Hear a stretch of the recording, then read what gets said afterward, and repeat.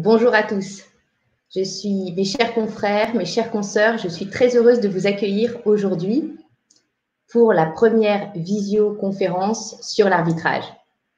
Donc, en tant que présidente du CEMANOT, il s'agit donc de la première visioconférence sur l'arbitrage. Vous êtes très nombreux à vous connecter aujourd'hui, donc nous allons attendre quelques minutes pour permettre à chacun de nous suivre lors de cette visioconférence. Je vais demander à nos intervenants, Jacques Béguin, Soraya Mranimeki, Corinne de Sertenne-Brossard et Alexandra Cousin, de nous rejoindre. Voilà. Bonjour à tous et vous êtes désormais quasiment tous connectés à notre visioconférence. Donc, nous allons pouvoir commencer. Comme je vous le disais, je suis très heureuse de vous accueillir sur cette première visioconférence sur l'arbitrage. Je vous remercie d'être si nombreux à nous suivre en ligne. C'est un nouveau défi du centre de médiation qui est devenu cette année le centre de médiation et d'arbitrage des notaires de Paris. CEMANOT. Paris. La médiation a rencontré une très nette progression de son activité au cours de l'année 2019. Les notaires ont donc une place et toute leur place dans l'offre des modes alternatifs de résolution des litiges.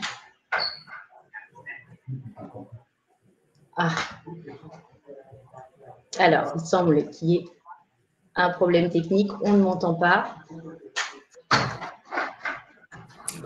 Donc, Chère Estelle, nous vous entendons. Vous m'entendez? Alors, oui. Très bien. Bon, nous confirmons. Pas de problème technique, je continue. Alors, donc, il n'est pas toujours possible de trouver une solution amiable. Il était donc important d'offrir aux justiciables un mode alternatif de résolution des litiges et la possibilité de lui offrir le choix de choisir lui-même un tiers, l'arbitre, pour trancher la difficulté comme le ferait un juge. L'arbitrage, c'est aussi le nouveau défi que nous lançons aux notaires du Grand Paris. Le marché de l'arbitrage est concurrentiel. Il est donc important que notre profession se positionne maintenant. L'arbitrage est un facteur de développement pour notre activité, alors que l'immobilier pourrait s'essouffler. La rémunération de la fonction d'arbitre est intéressante car elle est fixée par un barème proportionnel aux capitaux en jeu et peut être augmentée en fonction de la complexité du litige. Cette rémunération s'explique par l'intérêt pour nos clients de l'arbitrage. L'arbitrage est une procédure qui va vite. Une procédure d'arbitrage aboutit généralement en 10 mois, voire 3 en cas d'urgence, alors qu'un procès peut durer une dizaine d'années. L'arbitrage est confidentiel et notre profession connaît bien l'intérêt d'une procédure non publique dans certains cas. L'arbitrage est enfin efficace. La sentence rendue par l'arbitre est exécutoire et n'est pas, en principe, susceptible d'appel. Rapidité, confidentialité, force exécutoire, l'arbitrage répond aux besoins de nos clients. L'arbitrage est possible dans de nombreux domaines qui sont tous essentiels pour nos clients. L'arbitrage est en effet possible dans tous les pans de l'activité du notariat, du droit de la famille au droit des sociétés. La seule condition, c'est que les parties aient la libre disposition de leurs droits. C'est pourquoi nous lançons en janvier 2021 le premier cycle de formation des arbitres notaires du Grand Paris, avec une ambition, faire de vous des arbitres agréés par le CEMANOT. Aujourd'hui, j'ai le plaisir de vous présenter des intervenants très impliqués, très investis dans l'arbitrage. Tout d'abord, le professeur Soraya Amrani-Mekki, professeur agrégé à l'Université Paris-Nanterre La Défense, qui vous exposera la distinction entre l'arbitrage et les autres modes de règlement des litiges. Le professeur nous expliquera également les différentes formes d'arbitrage et les modules de la formation qu'elle va assurer et qui débutera début janvier. Jacques Béguin, notaire honoraire, ancien président du Centre de médiation, médiateur et arbitre, nous fera part de son expérience en matière d'arbitrage. Alexandra Cousin, notaire à Paris et arbitre, eh bien, nous indiquera, nous exposera les raisons qui l'ont amené à s'orienter en tant que notaire vers l'arbitrage et l'intérêt qu'elle y voit pour nos clients. Enfin, Corinne de Certaines-Bossard, présidente de la commission d'arbitrage, notaire à Paris, nous exposera le fonctionnement, notamment du Semanote. Avant de débuter, je voulais vous indiquer que vous avez la possibilité de poser des questions. Il s'agit bien de l'onglet questions et non de l'onglet chat, puisque vous pourrez poser vos questions et chacun pourra voter sur les questions en cliquant sur le petit triangle à droite et faire ainsi remonter les questions qui lui paraissent les plus pertinentes pour que nous puissions y répondre. Voilà. Donc, je souhaitais donner la parole au professeur Soraya Amrani-Mekki. Merci beaucoup, Madame la Présidente, chère Estelle.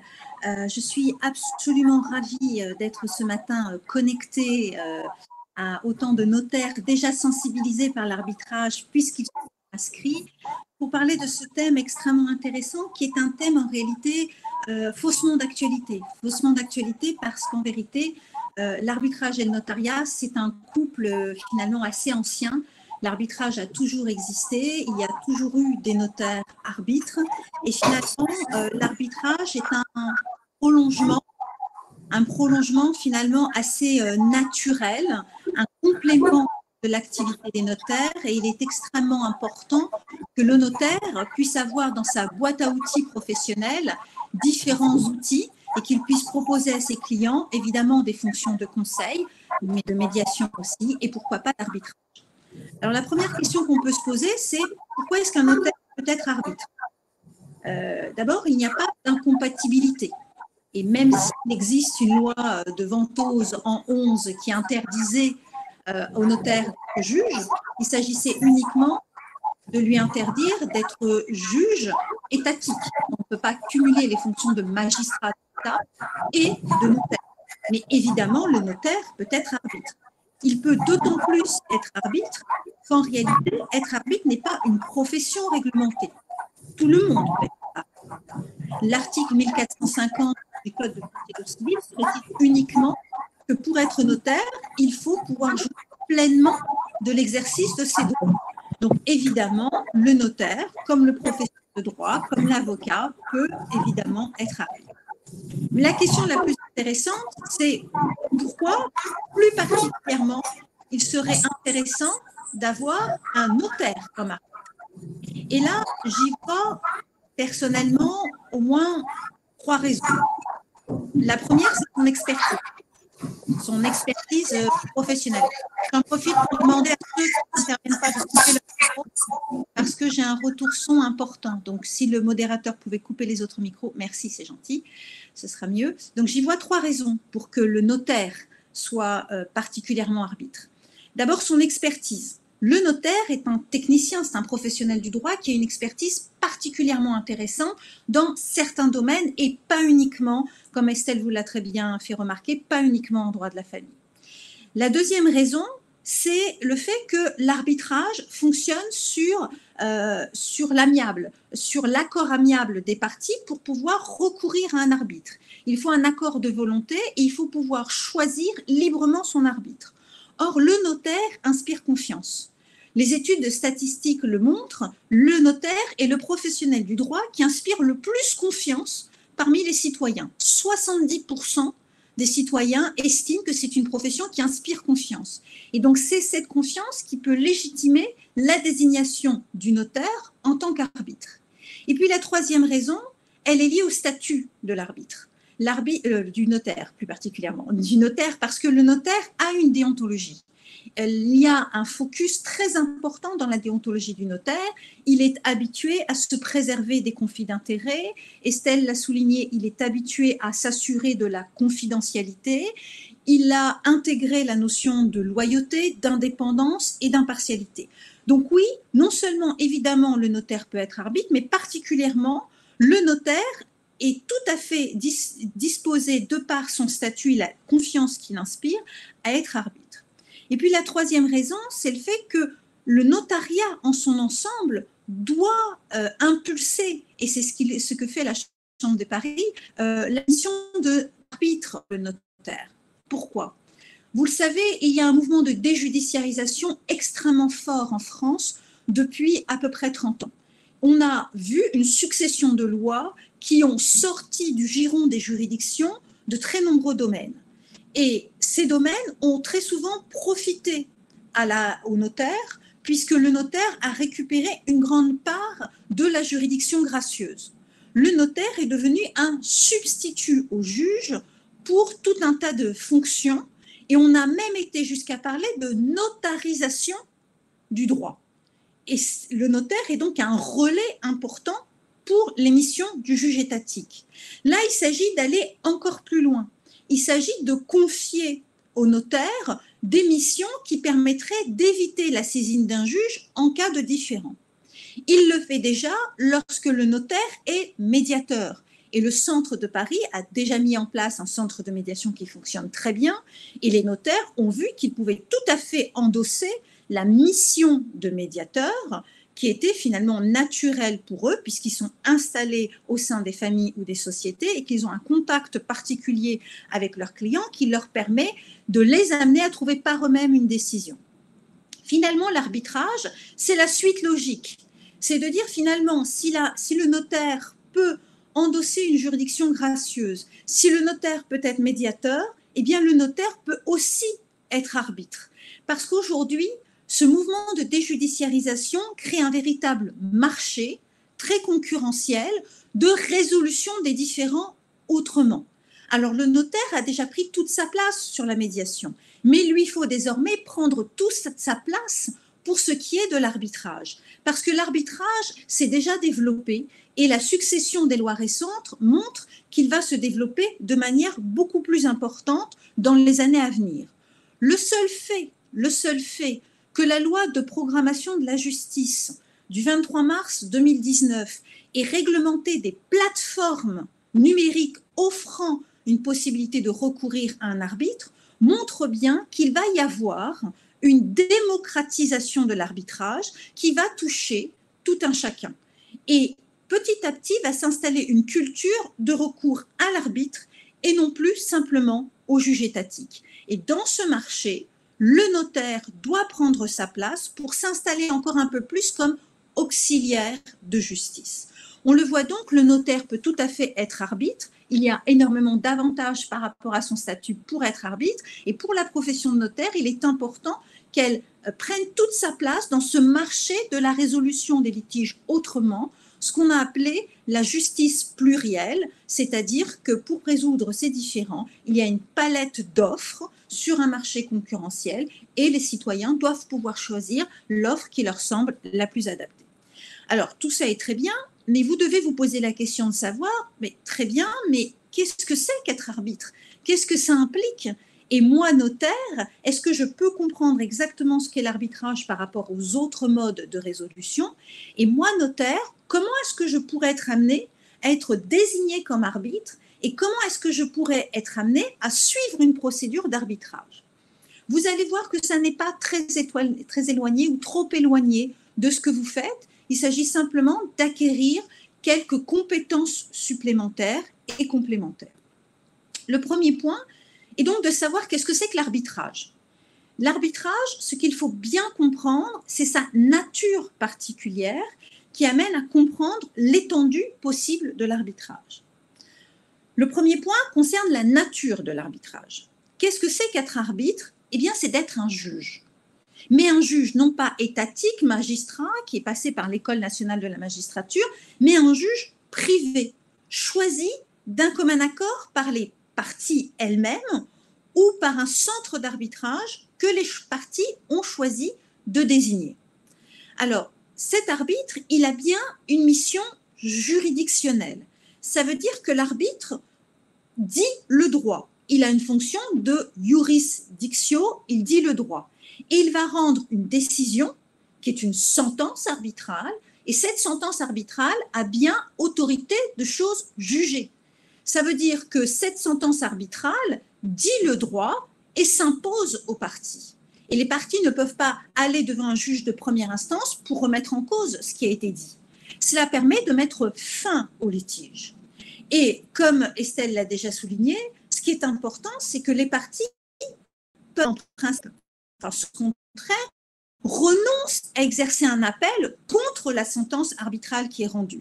Ça veut dire que les parties ont confiance en l'arbitre, renoncent à exercer un appel. Le seul recours qui est possible, c'est un recours annulation pour des cas très particuliers. Mais donc, on fait confiance au juge, à l'arbitre pour juger, rendre une sentence arbitrale qui met fin au litige.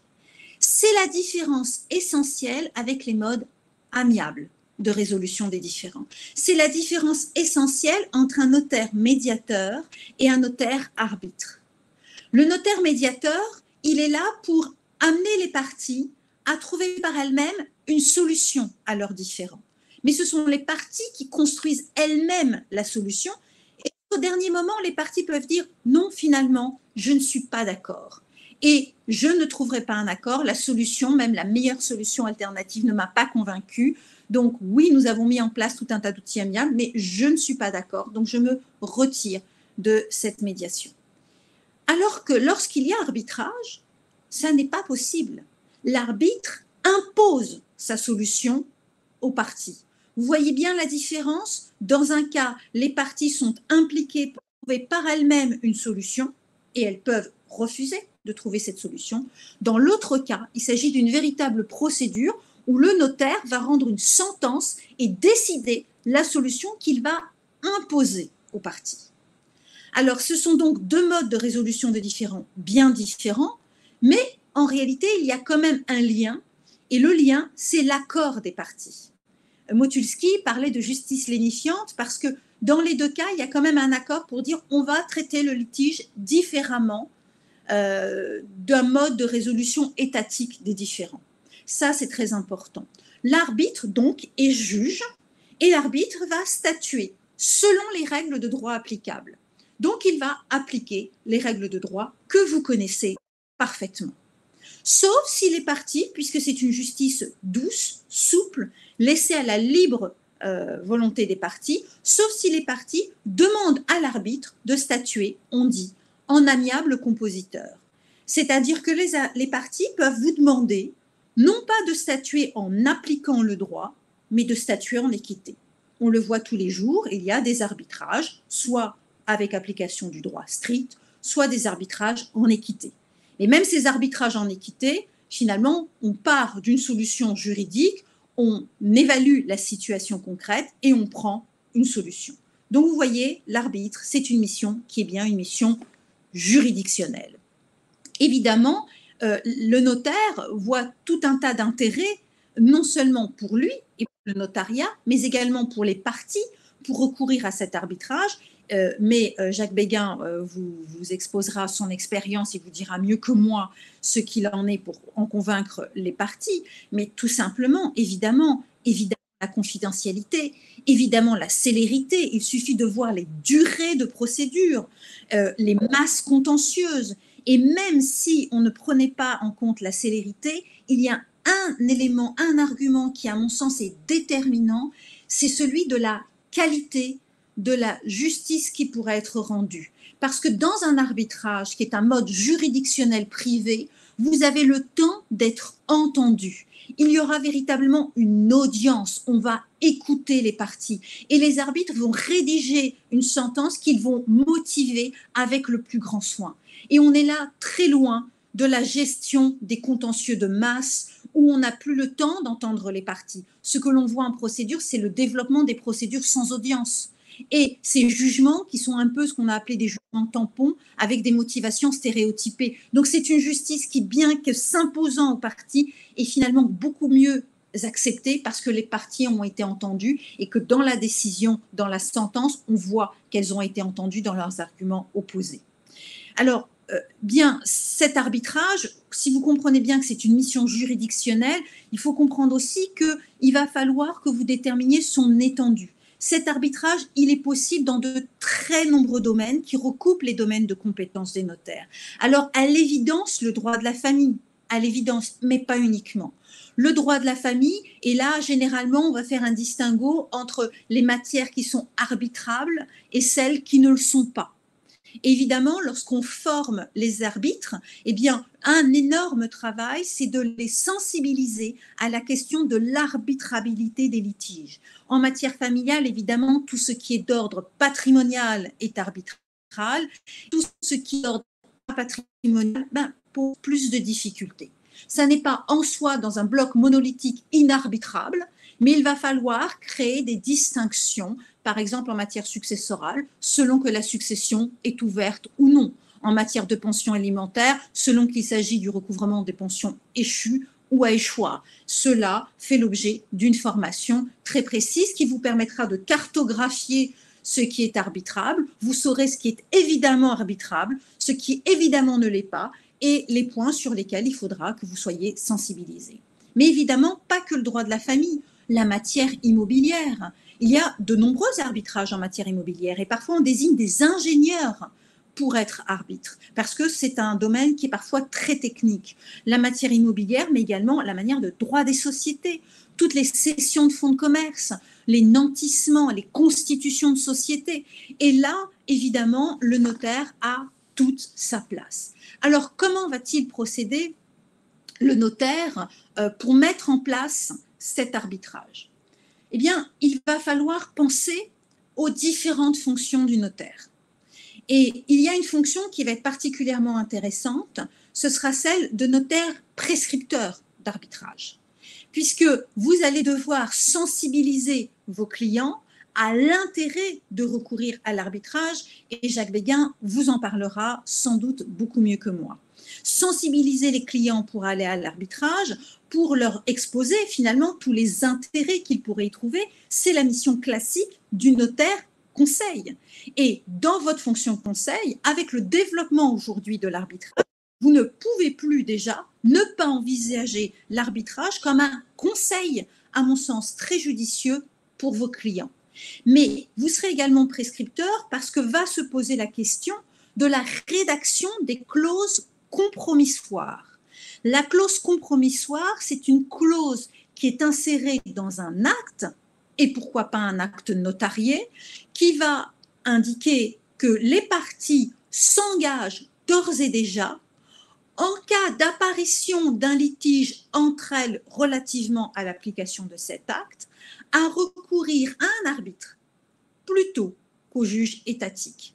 Ça veut dire qu'elle le prévoit très en amont, et cela est tout à fait possible pour tous les droits dont les parties ont la libre disposition.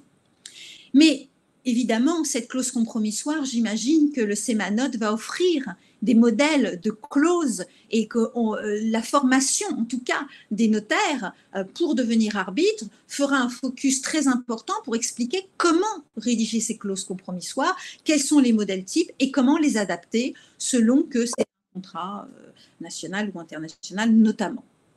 Alors, notaire prescripteur, très en amont au moment de la clause compromissoire, mais notaire prescripteur également lorsqu'il s'agira non pas d'une clause compromissoire, mais d'un compromis d'arbitrage.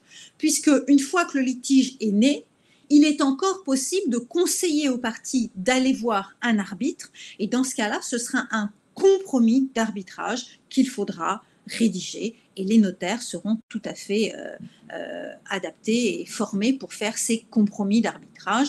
Alors évidemment, ces clauses, vous pourrez en trouver dans des pactes, dans des contrats de concubinage, dans des donations-partage, dans des statuts de société civile immobilière. Vous aurez la possibilité d'insérer ces clauses, comme les clauses d'information à la médiation qui existent déjà dans vos actes notariés et qui ont permis de créer finalement un cercle entre le notaire prescripteur qui rédige et qui intègre cette clause, le notaire médiateur et puis ensuite le notaire qui authentifie l'acte pour lui donner force exécutoire. Alors ça, c'est pour la prescription, mais le notaire, évidemment, il va être arbitre.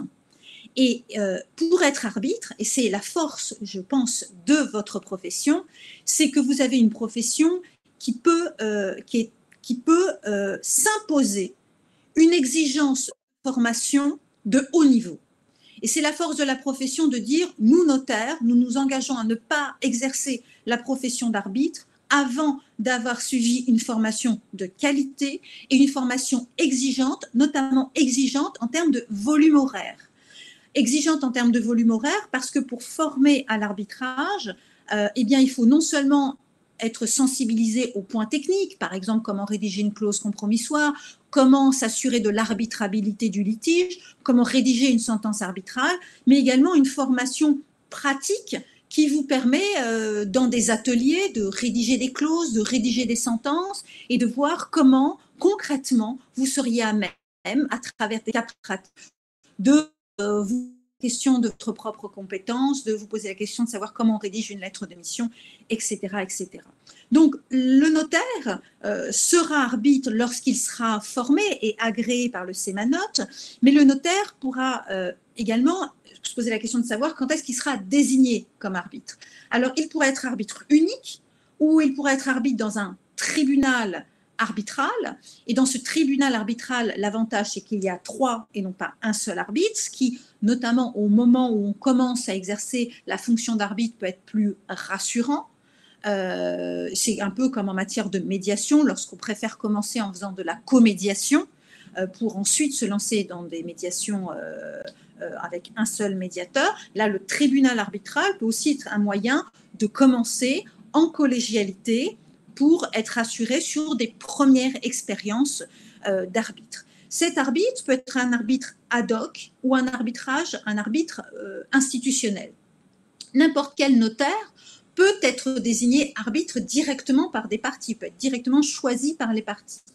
Mais les clauses compromissoires que sans doute vous allez intégrer dans vos actes pourront désigner le CEMANOT comme centre d'arbitrage. Et ce qui est intéressant, c'est que dans ce cas-là, soit les parties vont devant le centre avec des noms d'arbitres, soit elles demandent au CEMANOT de lui proposer des arbitres qui ont été formés et qui auront été agréés par le centre d'arbitrage. Et cet arbitrage, eh bien finalement, ce qui est aussi intéressant, c'est qu'en tant que notaire, vous avez la chance de pouvoir être accompagné dans votre mission d'arbitre par le centre d'arbitrage. Alors, vous allez être accompagné parce que vous allez être formé, vous allez être accompagné parce qu'on va vous communiquer des modèles de clauses compromissoires, des modèles de compromis d'arbitrage. Mais vous allez être accompagné également parce que c'est le centre d'arbitrage qui va vous désigner, qui va également s'occuper de toute la communication extrêmement importante en matière d'arbitrage, puisque le principe directeur, c'est le contradictoire. Donc, il va falloir assurer une contradiction entre les parties, donc une communication des éléments de la procédure entre les parties, et ça, c'est le centre qui s'en occupe. Vous allez devoir vérifier votre propre compétence. Est-ce que le litige est arbitrable? Est-ce que le litige correspond à ce qui figurait dans la clause compromissoire? Et ensuite, vous allez assurer, le centre va assurer les échanges entre les parties et la tenue de l'audience où vous allez entendre les parties. Les parties qui seront souvent assistées d'avocats. Et vous savez ce qu'on dit, même en matière de juridiction étatique, on dit qu'un bon juge, un bon jugement est assuré aussi par une bonne assistance des parties. Vous aurez à l'audience des parties assistées, alors peut-être par des notaires, accompagnateurs en arbitrage, peut-être par des avocats. Le fait est que plus l'audience sera de qualité, plus on vous apportera en réalité la matière pour rédiger votre sentence. C'est de la contradiction entre les parties que vous allez pouvoir trancher utilement en rendant une sentence arbitrale. Et là encore, le CEMA-NOTE va vous accompagner, puisque quand vous aurez rédigé votre sentence arbitrale, cela fera l'objet d'un examen par la commission d'arbitrage du CEMA-NOTE. Et cet examen sera un examen formel et un examen de fond. Alors sur la forme, on vous dira peut-être parfois, notamment dans les premières sentences, il vaudrait mieux faire attention à telle ou telle forme, ce qui pour vous est extrêmement rassurant parce que vous êtes accompagné dans cette rédaction. Et sur le fond, la commission d'arbitrage peut vous faire des remarques et là vous êtes libre en tant que juge de les suivre ou pas. Vous voyez donc que, pour conclure, le notaire a toute sa place dans l'arbitrage, dans ce nouveau marché émergent, mais qui va énormément se développer. Je vous donne juste un exemple. Tout le mouvement de contractualisation du droit de la famille, le déploiement du divorce par consentement mutuel, fait que la dernière digue, qui est qu'on ne peut pas faire d'arbitrage en matière de divorce, risque dans les années à venir de céder. Parce que comment comprendre que l'on peut divorcer sans juge, mais qu'on ne peut pas divorcer avec un juge privé? Donc, cela va évidemment se développer. On voit déjà poindre aujourd'hui des plateformes d'arbitrage en ligne. Donc, il faut que le notariat s'investisse dans ce domaine.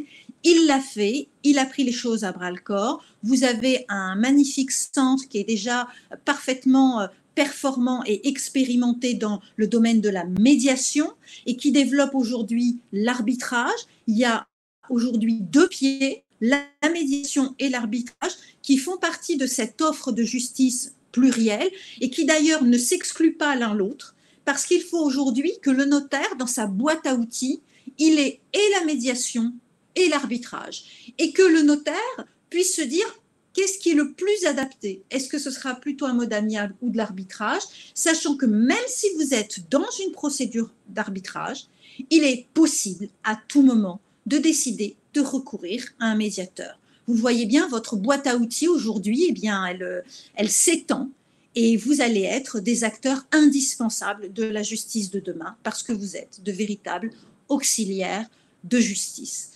J'en ai fini. Je passe la parole à Jacques Béguin, qui est expert arbitre et qui pourra vous donner son point de vue. Merci. Madame la présidente, madame la professeure, mes chers confrères, mesdames, messieurs, intervenir après madame la professeure Amrani est toujours angoissant. Que n'aurait-elle pas dit que vous vouliez savoir? J'en vois encore la démonstration à l'instant même et ne trouve qu'un seul moyen de survivre pendant les 15 minutes qui me sont allouées, qui n'est non plus de m'adresser aux juristes qui m'écoutent, mais à la direction marketing de leurs études qu'ils représentent ici. Dans ce contexte, je vous propose donc une présentation pratico-pratique de l'arbitrage, avec une perspective vendresse auprès de vos clients. Encore, faudrait-il que vous trouviez votre intérêt personnel en tant que notaire dans le monde de l'arbitrage, et que vous anticipiez à ce titre la satisfaction intellectuelle de dire le droit, comme le professeur Amran Miki vient de vous y amener. Satisfaction intellectuelle qui s'inscrit certes dans un contexte financier confortable, ça a déjà été dit par notre présidente, grâce à des honoraires non négligeables, car proportionnels aux enjeux économiques et financiers du litige, sachant qu'en plus, ces honoraires ne sont pas négociables et sont versés comptant par les protagonistes préalablement à vos interventions.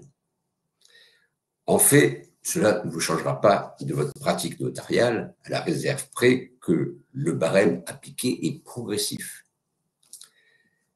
Bien sûr, si les enjeux s'aggravent au cours de la procédure, vos honoraires seront ajustés d'autant.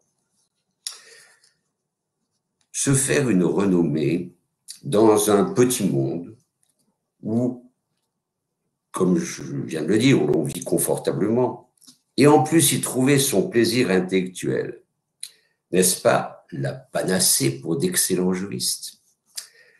C'est en tout cas ce que disent les avocats spécialisés en droit de l'arbitrage. Raison pour laquelle ils sont souvent enviés par leurs confrères, quand ils ne sont pas mis sur un piédestal par leurs clients. Oh, j'ai failli perdre mon fil. J'en étais au marketing de l'arbitrage auprès de vos clients. Je pense qu'une valeur essentielle pour introduire l'arbitrage auprès des néophytes qu'ils sont est de leur expliquer qu'il s'agit d'une justice privée et payante, on vient de vous le dire. Ils doivent comprendre en cela que cela n'a pas, bien sûr, quelque chose d'antinomique avec un état de droit. La décision prise par les arbitres, votre décision lorsque vous serez arbitre, est une sentence, on vous l'a dit, au même titre qu'une décision judiciaire, est reconnue comme telle par les lois de la République. C'est une décision qui est revêtue de l'autorité de la chose jugée, vous l'avez entendu. Et vous avez aussi entendu que cette sentence peut même être en dernier recours, si les parties au litige l'ont voulu ab initio. Il s'agit donc bien d'une justice, bien que privée, soumise aux mêmes règles de droit processuel que les tribunaux étatiques. Son efficience est équivalente à celle d'une juridiction étatique.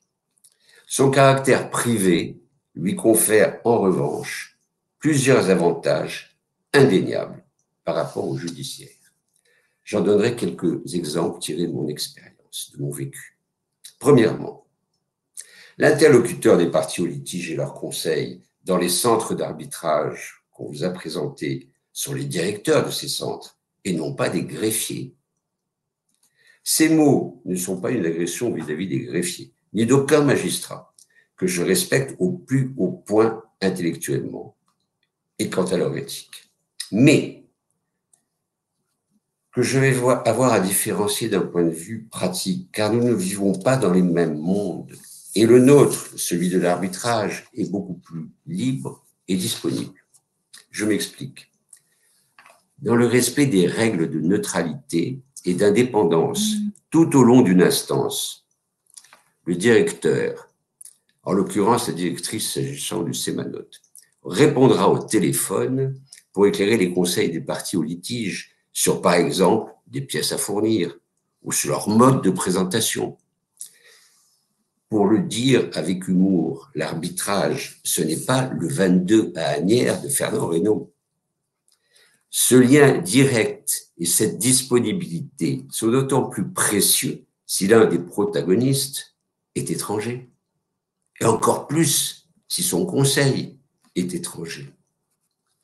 Bien sûr, la directrice ne pourra pas s'ingérer dans un incident procédural, tel que le non-respect d'un délai de communication ou de pièces, sauf à considérer que l'incident était fortuit ou résultant d'une force majeure ou équivalent. Elle pourra prolonger ce délai dans l'intérêt bien compris de toutes les parties et donc de la procédure elle-même. Par un dialogue possible avec la directrice du centre, dans le respect de la totale indépendance du tribunal arbitral. À l'égard des parties au litige, l'arbitrage apporte donc une certaine souplesse à l'exercice de leur droit. Mais un avantage aussi important que la disponibilité et la souplesse du centre par rapport au judiciaire va résider dans la constitution même du tribunal arbitral, c'est-à-dire le choix et la désignation des arbitres. Ça a déjà été dit. À ce sujet, je voudrais quand même vous rappeler des dispositions du règlement d'arbitrage du Sémanot. L'article 5 prévoit que les parties choisissent leur arbitre ou demandent au Sémanot de procéder à leur désignation. La commission d'arbitrage du Sémanot désigne le ou les arbitres qui figurent sur une liste indicative établie par le bureau du Sémanot. Pour effectuer son choix, la commission d'arbitrage prend en compte la disponibilité de l'arbitre, la nature du litige et, le cas échéant, les souhaits des parties. Sa décision n'est pas susceptible de recours sous réserve de l'existence d'une cause de récusation. Je reviendrai sur la récusation. L'article 6 précise à son tour, un arbitre n'accepte de mission d'arbitrage que s'il estime disposer des compétences et de la disponibilité nécessaire. L'arbitre ne peut accepter sa mission si l'affaire ayant précédemment connu une tentative de résolution par la voie d'une médiation, il a été le médiateur. L'arbitre ne peut accepter sa mission si lui ou l'un de ses proches a un intérêt direct ou indirect à la résolution du litige, si la responsabilité civile professionnelle de l'office auquel il appartient est recherchée ou si l'affaire intéresse directement ou indirectement un membre de cet office. L'arbitre qui méconnaît ces dispositions doit être récusé. À mes yeux, le processus de récusation d'un arbitre est un élément essentiel du caractère libéral d'un tribunal arbitral. En effet, une partie pourra récuser un arbitre pour des circonstances qui auront échappé en toute bonne foi à la partie même qu'il avait choisie. J'ai ainsi vécu une demande de récusation au motif qu'un arbitre avait eu une relation plus que houleuse au cours d'un arbitrage de nombreuses années auparavant avec un autre membre du tribunal en cours de constitution. Il a fallu éviter que, quelle que soit leur qualité, par ailleurs, cet arbitrage puisse devenir un lieu d'impartialité. La récusation a été validée. J'ai aussi connu une récusation pour des raisons liées à des spécificités plus techniques. Il s'agissait d'un arbitre, président du tribunal, qui avait commis de nombreuses publications doctrinales sur un sujet de droit qui se rapportait très spécifiquement à l'objet même du litige qui était soumis au tribunal.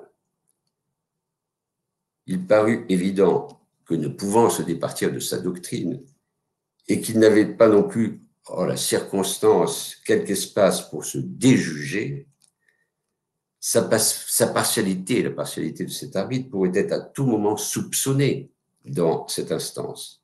En bon prince, il l'admit et se dédie.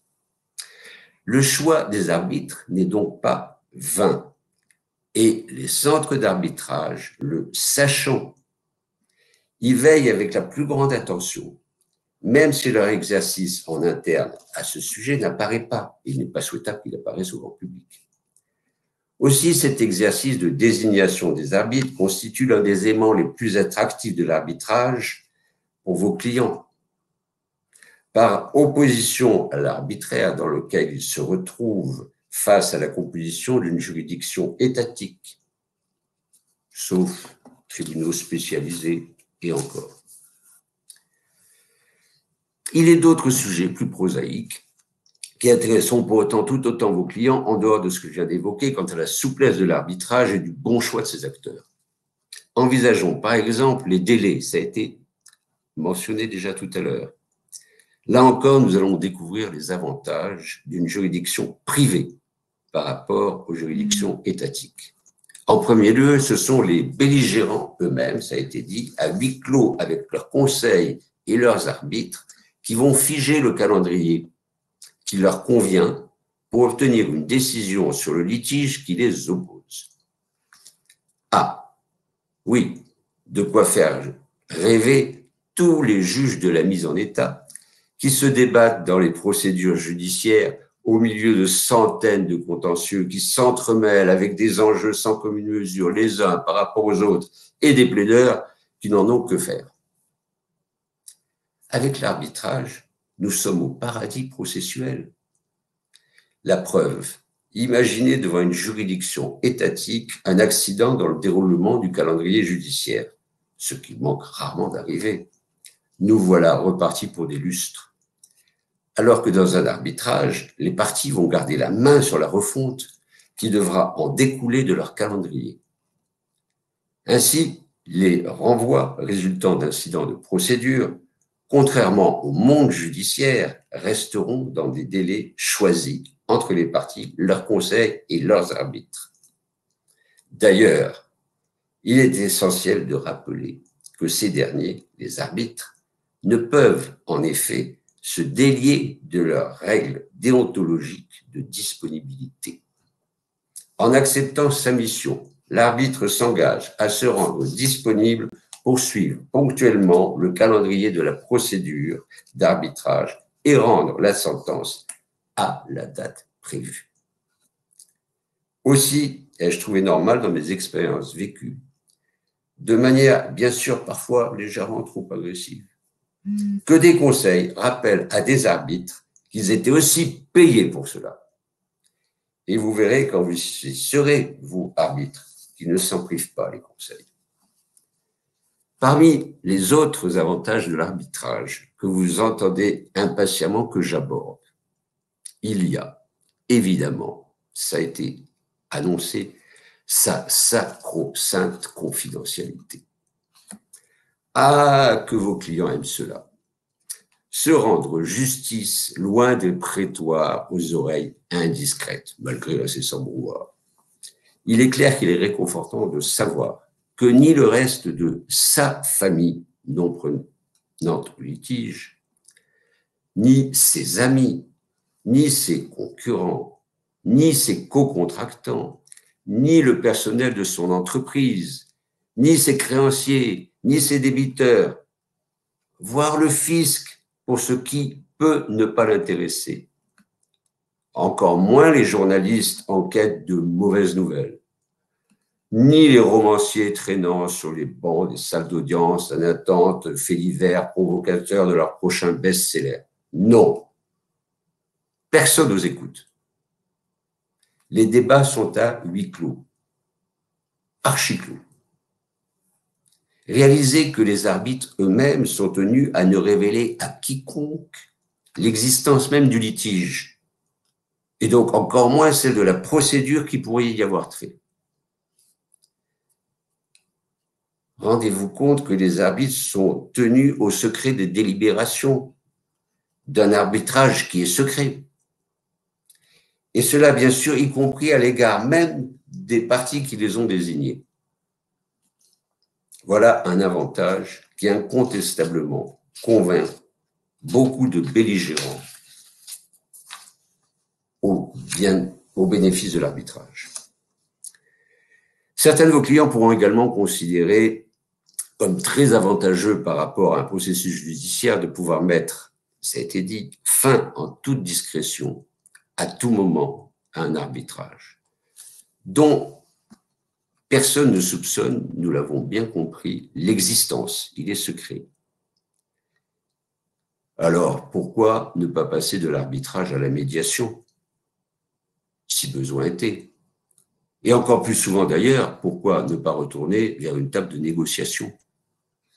Il est fréquent, en effet, et passionnant de vivre l'évolution stratégique des belligérants qui réalisent, au fil des débats devant le tribunal arbitral, en leur présence, que la sentence en droit, dont il va avoir très bientôt à connaître, se dirige, pour chacun d'entre eux, vers des demi-victoires économiques et de surcroît, sans aucune satisfaction d'aura personnelle.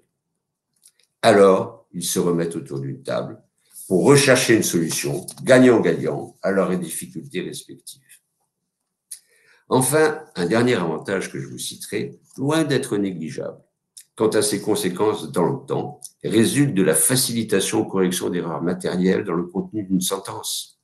Le tribunal arbitral, saisi à la requête de l'une des parties, peut immédiatement procéder à la rectification de cette erreur dans le cadre d'une instruction contradictoire, bien sûr. Ce qui a engendré au contraire cette erreur une démarche processuelle onéreuse et parfois longue devant les tribunaux étatiques, alors qu'il est urgent d'exécuter la sentence. Si j'ai réussi ma prestation, je vous aurai convaincu de l'intérêt de l'arbitrage et partant de votre vocation à venir savourer le plaisir d'aider les clients de vos confrères à résoudre leurs litiges, puisque vous ne pouvez, pour des raisons évidentes d'indépendance à l'égard de vos propres clients, en devenir leur arbitre. Il reste qu'il est important que ce soit des notaires qui arbitrent des litiges nés d'un acte plutôt que des avocats, qui n'ont pas votre connaissance du droit notarial, qu'il soit familial, patrimonial, immobilier, etc. Ça a déjà été dit. Et pour que cette activité vous appartienne, il vous faut commencer par convaincre vos clients de l'intérêt d'introduire des clauses d'arbitrage, médiation dans vos actes. J'ai tenté de vous en faire le marketing. In fine, vos clients, ravis de signer des actes établis à leur satisfaction par vos soins, selon des règles de droit qui sont votre apanage, doivent pour autant être aussi convaincus par vos conseils qu'à terme, la clause la plus importante de leur acte sera celle qui prévoira la résolution d'un litige naissant d'un événement fortuit ultérieur. Ils vous remercieront alors de leur avoir conseillé cette voie alternative au règlement de leur litige avec leurs co-contractants. Le jour où leur litige éclatera, cette clause sera alors leur meilleur espoir, pour ne pas ajouter des aléas et des arbitraires des tribunaux étatiques à leur désillusion d'une relation qu'ils croyaient éternelle. En vous souhaitant à tous d'avoir à connaître les satisfactions qu'apporte l'activité arbitrale et de faire le meilleur usage des clauses qui y conduisent, je m'empresse de céder la parole à Alexandra Cousin, si vous l'autorisez. Bonjour à tous. Oui, merci Jacques. Je vais rebondir immédiatement en fait sur les fameuses clauses compromissoires que tu conseilles, parce que véritablement, je crois que c'est là le nerf de la guerre. C'est-à-dire que nous serons les acteurs du développement du droit de l'arbitrage si nous acceptons de nous poser la question de ces clauses à insérer dans, à mon avis, la majeure partie de nos contrats. Dans quel contrat on peut imaginer en fait ces clauses? Le professeur Amrani Mekki vous a déjà donné des pistes, par exemple des constitutions de société. Jacques Béguin pratique l'arbitrage depuis de nombreuses années en droit commercial, c'est-à-dire qu'on peut immédiatement songer aux baux professionnels, aux baux commerciaux, mais pas seulement. Vous qui faites par exemple beaucoup d'immobilier, pourquoi ne pas imaginer insérer une clause compromissoire dans nos promesses de vente pour garantir la bonne exécution des engagements qui sont pris par le promettant et parfois par le bénéficiaire? C'est tout à fait envisageable et ça permettrait encore une fois à nos clients d'éviter une procédure judiciaire qui est souvent longue, coûteuse et qui parfois immobilise totalement le bien en question. De ce point de vue, à mon sens, il faut d'urgence que nous réfléchissions à l'inclusion quasiment systématique de ces clauses compromissoires dans nos actes, dès lors bien évidemment que vous n'êtes pas sur des droits extra-patrimoniaux. C'est la limite évidemment et vous allez en comprendre le sens avec le droit de la famille. Avant de passer au droit de la famille que je connais un petit peu mieux, je vous donne d'autres exemples. Dans nos financements complexes, pourquoi ne pas proposer aux parties des clauses d'arbitrage? Dans nos actes concernant les copropriétés, ces litiges qui durent des années devant les tribunaux étatiques, qui sont parfois un vrai poids sur nos transactions immobilières pour les biens qui sont dans ces copropriétés, pourquoi ne pas proposer là également des clauses en fait compromissoires dans tous les actes qui concernent l'organisation ou le fonctionnement de la copropriété? Bien évidemment, si on bascule sur le terrain du droit de la famille, là aussi l'intérêt est immense et je vous en donnerai un exemple qui me paraît le plus évident. Aujourd'hui, vous savez que quand on s'occupe du divorce de nos clients, du divorce amiable, il n'est pas rare que les parties décident de garder un bien en indivision.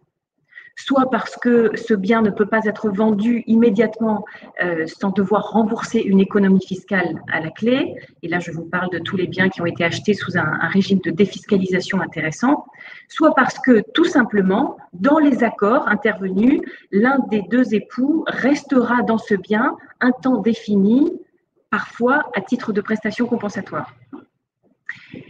Ce que j'allais vous dire, au moment du divorce, ces conventions d'indivision paraissent idéales. Elles sont moins chères, vous n'avez pas de droit de partage qui s'applique, donc ça paraît aux yeux des parties comme la meilleure solution trouvée. Mais quelques mois ou quelques années plus tard, quand les époux ont pris des chemins différents, que la communication est totalement rompue entre eux et qu'il faut se mettre d'accord pour sortir de l'indivision, là, ça peut devenir un véritable cauchemar. Et il me semble que conseiller à ces clients-là de se diriger vers l'arbitrage, c'est la solution la plus juste, la plus économique aussi, parce que vous leur faites éviter une procédure qui, cela a déjà été dit, est très longue. Je vais quand même m'y arrêter quelques instants, parce qu'en matière de longueur de la procédure, mes chers confrères, si vous êtes de temps en temps nommé comme notaire commis dans des partages après divorce, dans des partages de succession, alors vous en savez quelque chose. La procédure est extrêmement longue. Et pourquoi? Parce que vous avez un certain nombre d'allers-retours, au moins 2 voire 3, entre le tribunal et nous-mêmes. Bien souvent, une fois que les points de difficulté sont tranchés par le tribunal, vous recevez une décision qui, en principe, devrait vous amener à recevoir un partage dit judiciaire, c'est-à-dire que vous pourriez signer même en l'absence ou en présence du refus d'une des parties de signer. Mais bien souvent, il y a un problème technique, vous avez de nouveaux comptes d'administration qui sont ouverts et vous devez renvoyer le dossier au tribunal. Ou pire encore, vous avez un problème dans la décision même, c'est-à-dire vous avez une partie du dispositif qui n'est pas claire, qui mériterait d'être interprétée, et ça m'est encore arrivé la semaine dernière, j'interroge le magistrat qui me dit « Écoutez, j'ai ordonné le partage, pour moi c'est terminé, je ne peux plus rien faire ».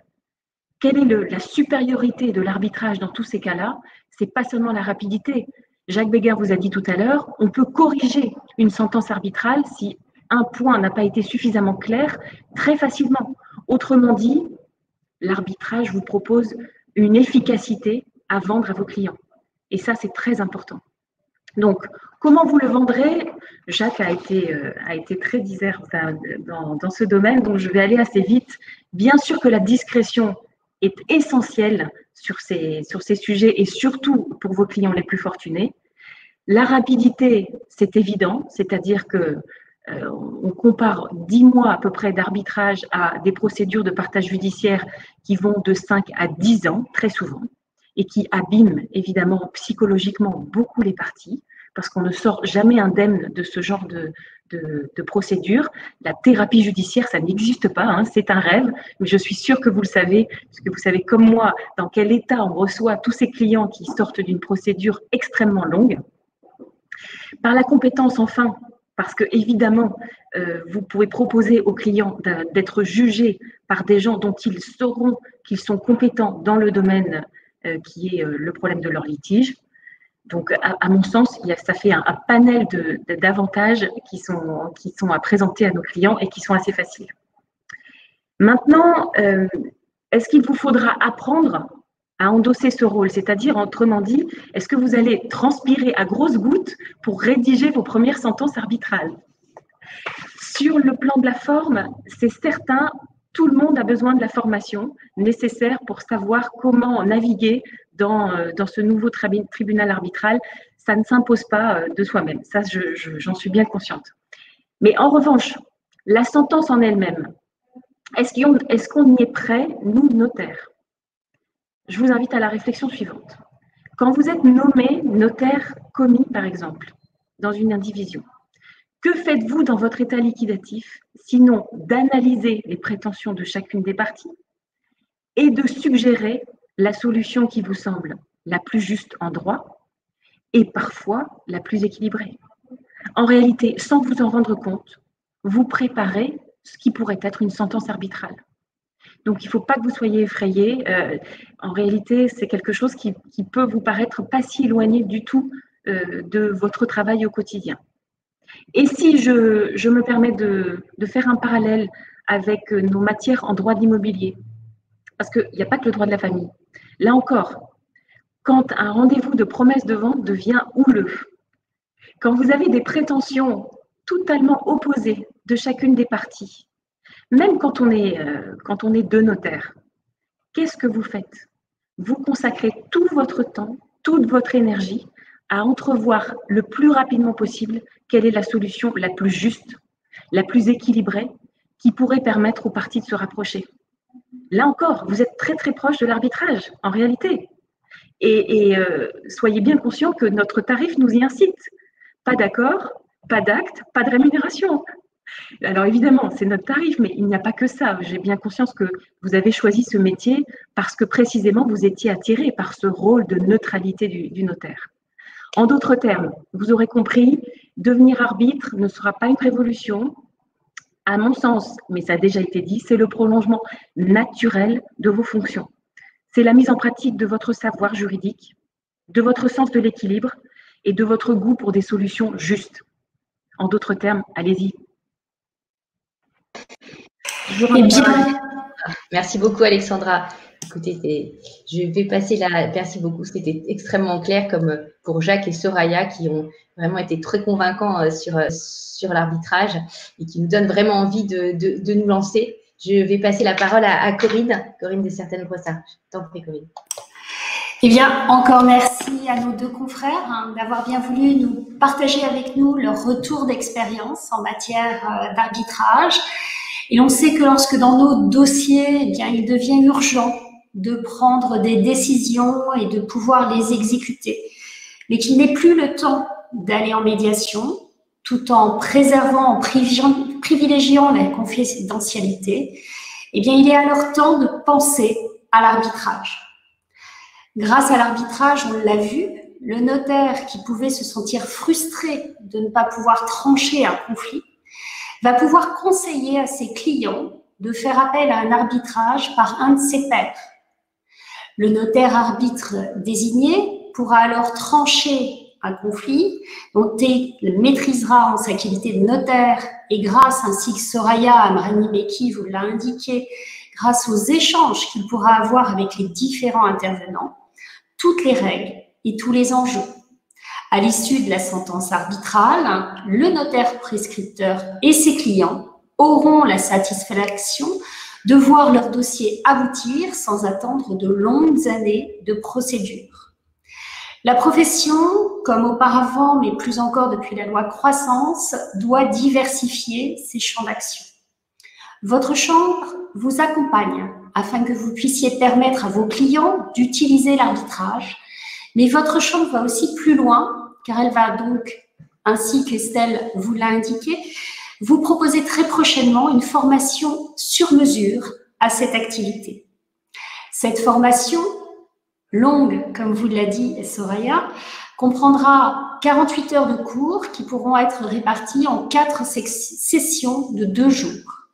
La formation se déroulera intégralement au cours du premier semestre 2021. Les intervenants pour assurer une formation de qualité seront des praticiens renommés de l'arbitrage, des professeurs d'université, juges et avocats. Au cours de la formation, vous pourrez acquérir de nouvelles connaissances, on l'a vu, adapter vos connaissances actuelles et au moyen de cas pratiques, vous pourrez obtenir une méthodologie qui facilitera par la suite la rédaction tant des clauses compromissoires que de la sentence arbitrale. Le but de cette formation est de vous encourager vers cette nouvelle voie professionnelle afin de vous donner tous les éléments nécessaires à une future réussite.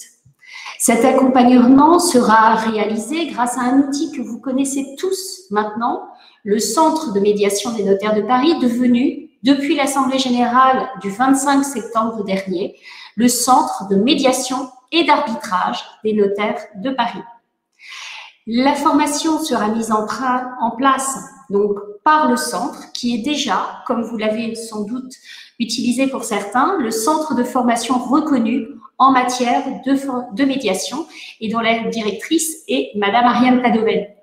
Dans l'attente de la formation des arbitres notaires par ce centre et de leur agrément, le CEMANOT aura la possibilité de nommer des arbitres qui sont aussi des artistes, on peut le dire, agréés par ses soins, pour vous permettre de prescrire sans attendre l'arbitrage dans vos dossiers contentieux. Le CEMANOT, comme en matière de médiation, recevra les demandes des parties, vérifiera que tout est complet, lancera la demande de formation du tribunal arbitral, éventuellement, ou la désignation d'un arbitre. Il effectuera également, comme vous l'a rappelé Jacques, l'appel de demande de provision sur frais administratifs et des honoraires calculés conformément au barème mis en place par le centre. Ces frais Et ces honoraires sont, il faut le rappeler, dus en théorie à part égale entre le demandeur et le défendeur. Le bureau du CEMANOT Paris, composé actuellement donc de la présidente du CEMANOT, Estelle Abraham, ici présente, de la présidente de la commission de la médiation, Véronique Drian-Jourdain, et de la présidente de la commission d'arbitrage, moi-même, recevra les candidatures à l'agrément en vue de devenir arbitre au sein du centre, qui établira pour les besoins de l'animation de ce centre la liste de l'ensemble des arbitres agréés. Ce même bureau désignera dans chaque dossier l'arbitre ou le tribunal arbitral dès qu'elle sera sollicitée. Et lorsque vous deviendrez arbitre au sein du centre, eh bien, vous ne serez pas seul. Vous aurez un collège d'experts, magistrats, professeurs à votre disposition pour vous aider dans le cadre de la procédure, du traitement des incidents de procédure, des mesures d'instruction jugées nécessaires, de l'appréciation de la recevabilité des preuves et mesures conservatoires et provisoires. Les sentences partielles ou intermédiaires, sont soumises à la commission d'arbitrage qui pourra communiquer à ou aux arbitres, ainsi qu'on l'a vu, toutes les observations utiles, tant sur la forme que sur le fond. Vous le voyez, c'est un véritable tutorat qui vous est proposé en matière d'arbitrage. Ce centre est le vôtre. C'est à vous de l'utiliser, de le faire vivre, se développer pour vous permettre de proposer à vos clients tout un panel de compétences toujours plus grand qui va permettre à votre office de développer de nouvelles activités et qui va vous permettre également d'attirer de nouvelles clientèles. Mais assez parlé, je pense que les différents exposés ont attisé votre curiosité et que vous avez maintenant beaucoup de questions auxquelles vous souhaitez qu'il soit répondu. Je passe donc la parole à Soraya, qui est notre chef en matière de questions. Merci beaucoup, Corinne. Vous l'avez entendu, nous sommes tous très, très, très convaincus et sincèrement et avec beaucoup d'enthousiasme. Il y a donc des questions qui ont été posées. Je vais prendre, je vais simplement gentiment et évidemment tout le monde peut compléter, d'autres questions arrivent. Il y a d'abord une question, merci beaucoup Maître Gachignard pour votre question, elle est très intéressante. Maître Gachignard pose deux questions dont une me semble absolument centrale.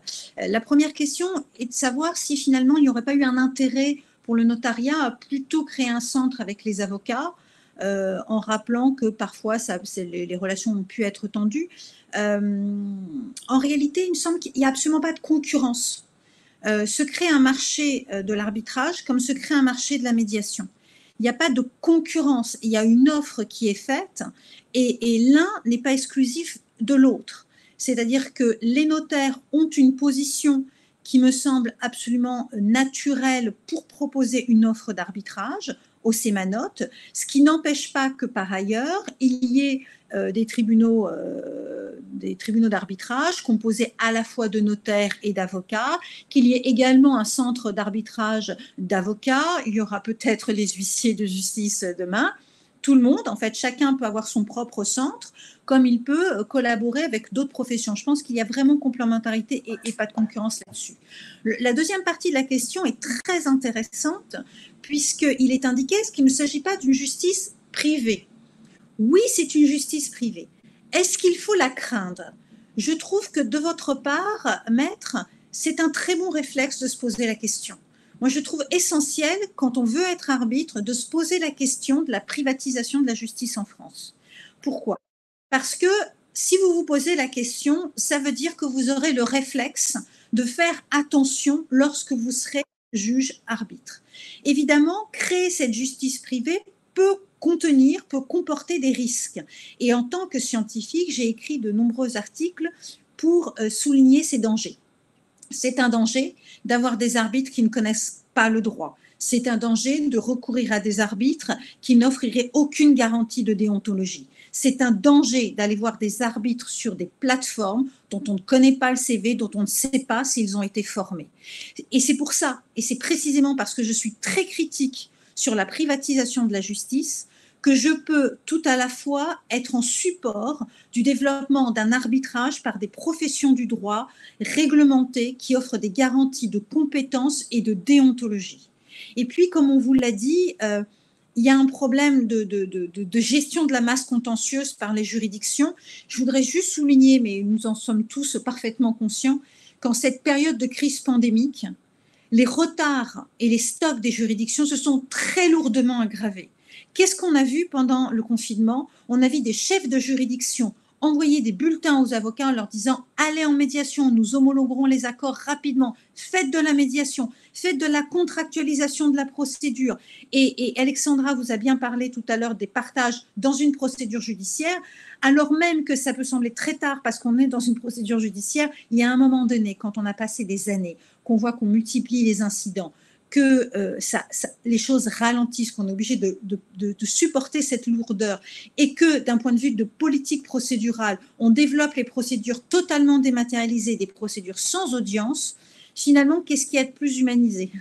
Voilà, la justice devant une institution, un tribunal solennel, ça me semble important, mais si c'est pour passer dans une procédure numérisée sans audience avec des jugements types, moi, je pense qu'un arbitrage privé avec des arbitres compétents qui offrent ces garanties de formation et de déontologie, c'est plutôt très positif. Voilà ce que je voulais dire sur ce point. Je voulais effectivement ajouter que la Chambre des notaires de Paris a développé et développe le centre de médiation et d'arbitrage. On a une vraie place à prendre parce qu'on a une spécificité vraiment très importante par rapport aux autres professionnels du droit. Et c'est déjà notre ADN d'essayer de trouver une décision juste que l'on peut appliquer aux parties. Donc, à mon sens, on a toute notre place et le centre et la Chambre a toute sa place pour développer l'arbitrage au sein de la profession. Alors peut-être, et sans respecter l'ordre de questions parce que c'est complémentaire, nous avons Maître Arnaud qui pose aussi une question intéressante et qui se dit, mais finalement, en promouvant l'arbitrage, est-ce que ce n'est pas une brèche dans le statut d'officier public de notaire? Moi, je ne le pense pas. J'ai un peu l'impression que c'est plutôt l'inverse, mais peut-être Estelle, veux-tu répondre? Oui, tout à fait. En fait, c'est bien clair, hein, on voit que c'est lorsque notre rôle de notaire d'appliquer le droit dans un contrat ne peut aller au bout et que l'attitude des parties va avoir une déviance vers un litige qui va être un litige devant les tribunaux, qu'on ouvre une deuxième option aux parties. Et en l'occurrence, cette deuxième option, eh bien, c'est l'arbitrage. Donc, pour moi, c'est deux choses différentes et les parties ont totalement conscience que ça a lieu dans deux endroits différents, c'est deux procédures différentes. On est dans un jugement dans un cas, on est dans une application d'un contrat de l'autre. Pour moi, c'est je dirais, au lieu d'une déviance judiciaire, on va vers l'arbitrage. Donc, pour moi, c'est une autre, comme on disait, un autre outil dans notre boîte à outils. Mais pour moi, ça ne porte en aucun cas atteinte à l'authenticité et il n'y a aucune confusion dans l'esprit des parties puisque l'attitude est totalement différente dans un cas et dans l'autre. Très bien. Et effectivement, et en fait, ce qui est intéressant, c'est finalement, pardon, mais c'est un peu la colonne vertébrale pour moi, c'est la déontologie. C'est-à-dire que le notaire sait bien qu'il est dans une mission différente. Et ce qu'a bien précisé Jacques tout à l'heure, c'est le fait qu'il faut faire attention aux conflits d'intérêts. On ne peut pas être le notaire de l'acte, le notaire arbitre, le notaire médiateur. Voilà, il y a des fonctions différentes. Vous pouvez déployer toutes ces fonctions, mais pas les cumuler. Et à partir du moment où il y a bien une séparation nette entre les fonctions, au contraire, je pense que ça renforce la légitimité du statut d'officier public des notaires parce qu'ils deviennent un substitut du juge, un complément essentiel sur lequel les politiques publiques en matière de déjudiciarisation peuvent se reposer.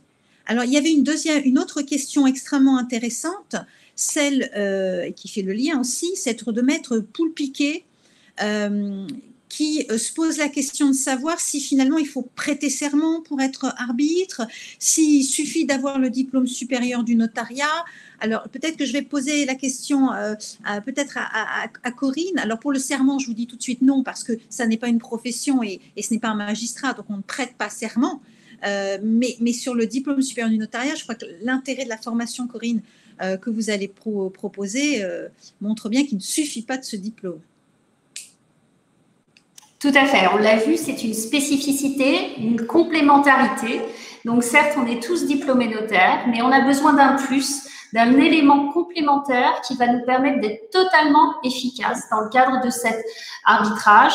Et il y a des notions qu'on a un peu oubliées, tout ce qui est procédure ou autre, tous les incidents de procédure, il va falloir qu'on se les réapproprie. Donc, c'est pour ça qu'il est vraiment nécessaire d'avoir une formation particulière. Et une fois qu'on aura eu cette formation, on pourra obtenir son agrément. Exactement. Et alors, cette formation va aussi faire un focus important sur la déontologie, ce qui m'amène à la question de Maître Chris qui nous dit, mais alors, lorsqu'on est arbitre dans un conflit, et que se passe-t-il? Est-ce qu'on pourra devenir notaire de l'une des parties qu'on a rencontrées dans un arbitrage? C'est-à-dire qu'on ne peut pas être arbitre de son client, mais est-ce que si on a rencontré une partie dans un arbitrage, ensuite, on pourra devenir le notaire de cette partie? J'interroge peut-être Jacques Béguin sur cette question.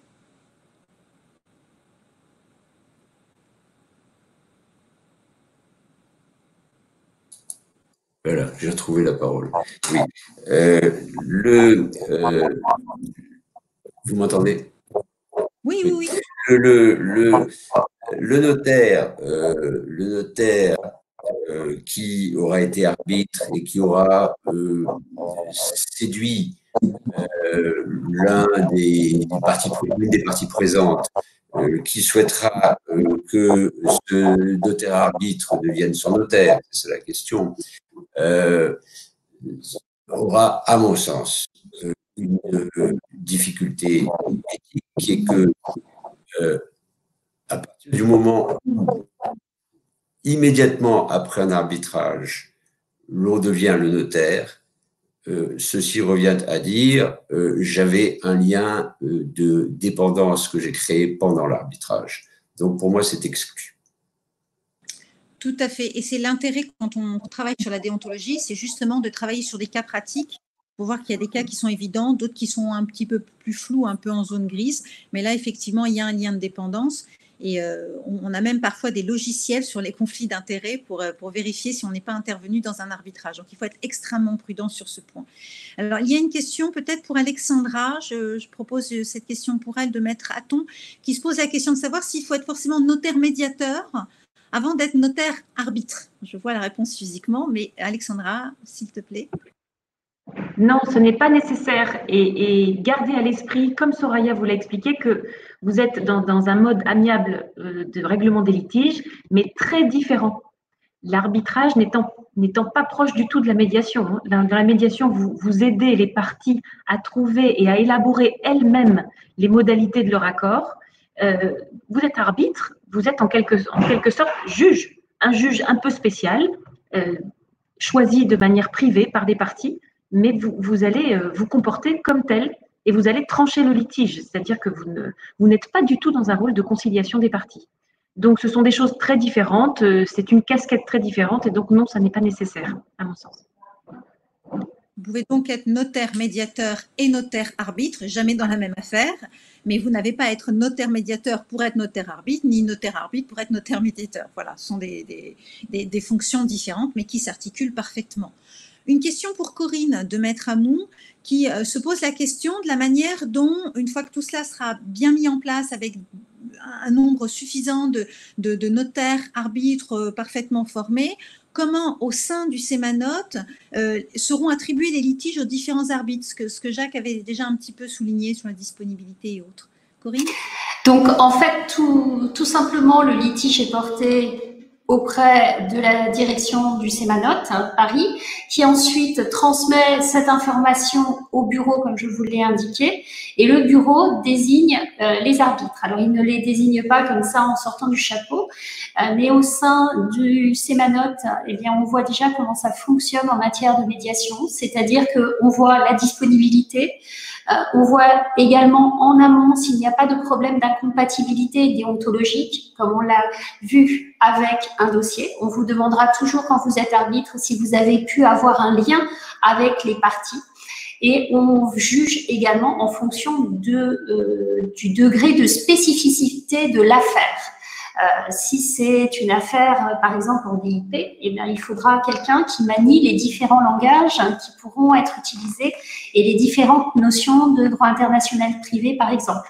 Donc, mais mis à part ça, chaque arbitre agréé a sa place et aura un dossier. Il n'y aura personne qui sera mis de côté et il n'y a pas de rotation automatique. Maître Amous peut se rassurer. Une question de Maître Roche également, je proposerais que ce soit Jacques qui prenne la parole, qui est intéressante en fait parce qu'elle amène à parler un peu de la différence entre l'arbitrage interne et l'arbitrage international. Alors Maître Roche pose la question de savoir si les règles, les solutions appliquées dans le domaine de l'arbitrage international sont exportables en arbitrage notarial. Je comprends de la question.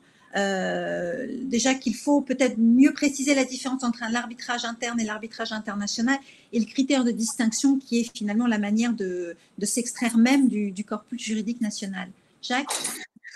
Alors, je vois deux aspects. D'abord, rappeler que notre code de procédure civile fait lui-même la distinction et que lorsque nous aurons à intervenir en tant que notaire arbitre dans un litige international, nous aurons bien évidemment à nous référer au code de procédure civile et des articles concernés par l'international.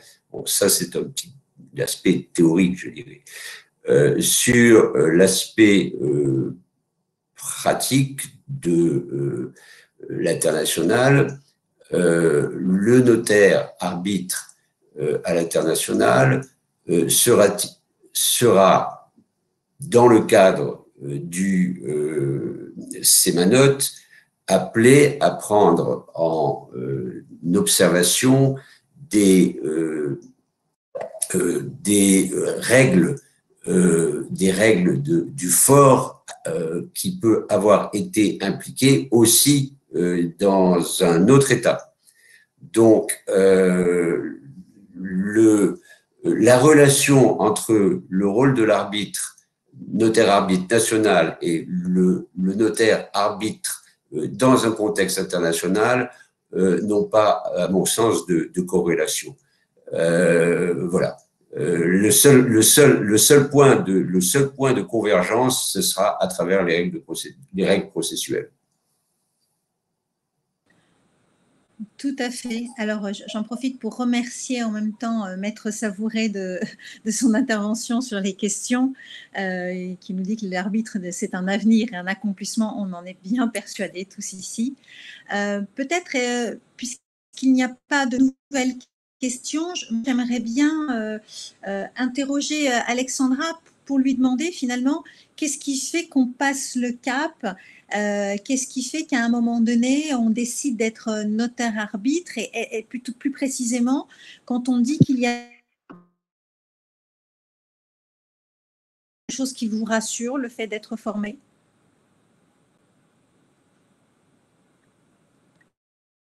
Le micro, Alexandra. Alexandra. La dernière phrase a été coupée. Plus précisément ? Oui, non, je disais finalement, lorsqu'on est notaire et qu'on se projette dans une nouvelle fonction, il y a parfois quelque chose d'un petit peu impressionnant. Donc, est-ce que la formation, c'est quelque chose que vous estimez pesant? Est-ce que vous estimez que c'est quelque chose de rassurant? Est-ce que le fait d'être accompagné par le centre également? Totalement rassurant. Tout ça reste assez théorique, ce qu'on vous présente aujourd'hui, mais moi qui ai déjà suivi une formation, je peux vous dire que vous êtes rassurés, vous êtes guidés, et là le terrain s'éclaircit comme par miracle. Donc, comptez beaucoup sur cette formation pour appréhender en fait les règles processuelles. Ça me semble un guide utile, et encore une fois, l'idée de ne pas y aller seul, c'est-à-dire d'avoir derrière vous un centre qui vous suit et qui a un vrai backup, autant sur la forme que sur le fond, si vous aviez un problème, une question à vous poser avant même d'entrer dans l'arbitrage, tout ça, normalement, balise le terrain et fait que vous allez y arriver naturellement. Oui, et Alexandra, je dois dire qu'en tant que processualiste, en réalité, effectivement, c'est une forme de changement. Il faut développer de nouvelles compétences, mais il ne faut pas surestimer. On ne passe pas dans un monde complètement différent. tout à l'heure, on vous l'a bien dit, en réalité, c'est le prolongement, puisque vous êtes, pardon l'expression, vous êtes quasiment à 2 mètres du bol de sangria de la sentence, parce que vous avez souvent, finalement, tous les éléments. Il ne reste plus que le final cut, il ne reste plus qu'à imposer la solution. Simplement, c'est un univers un peu particulier qui a ses règles, ses codes, ses règles de procédure. Il y a des terminologies un petit peu particulières, mais la formation vous donnera un lexique des bons termes techniques et juridiques. Et puis, il faut que vous intégriez les principes directeurs, dont le principe du contradictoire. Et ça n'est pas une révolution complète. C'est pas comme si on vous demandait de faire une formation pour être astrophysicien. C'est vraiment un déploiement tout à fait naturel.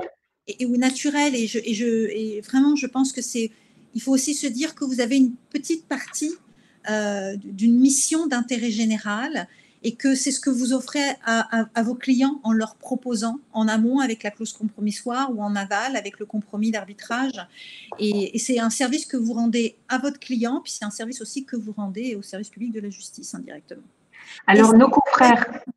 Pardon, Soraya. Je voulais ajouter, nos confrères qui font du droit de la famille et qui ont déjà ces missions de notaire commis ou de notaire expert sur le fondement des articles 255, 9 et 10, verront tout de suite de quoi on parle quand on parle du principe du contradictoire, seront plus à l'aise naturellement. Mais encore une fois, s'il vous plaît, chers confrères qui faites plutôt du droit de l'immobilier, on a absolument besoin aussi de vous parce que ce sont des matières dans lesquelles il faut investir également dans l'arbitrage. Donc venez, encore une fois, comme c'est balisé, c'est pas effrayant. Parce qu'une fois que les balises sont posées, vous savez exactement en fait quel est votre rôle, vous avez un calendrier et un cadre et vous n'avez plus qu'à suivre. Donc en réalité, une fois que les règles sont connues et bien expliquées, ça n'est pas si compliqué. Voilà ce que je voulais ajouter. Estelle, pour le mot de la fin ? Oui, écoutez, pour conclure, j'espère que vous avons donné envie de vous lancer dans l'aventure de l'arbitrage. Vous l'avez compris, nos intervenants ont été excellents pour vous en convaincre. Eh bien, c'est un nouveau domaine de compétences. C'est utile pour la profession et pour nos clients. Je vous remercie pour votre écoute et conclue cette première visioconférence sur l'arbitrage. Merci à vous tous. Au revoir. Au revoir.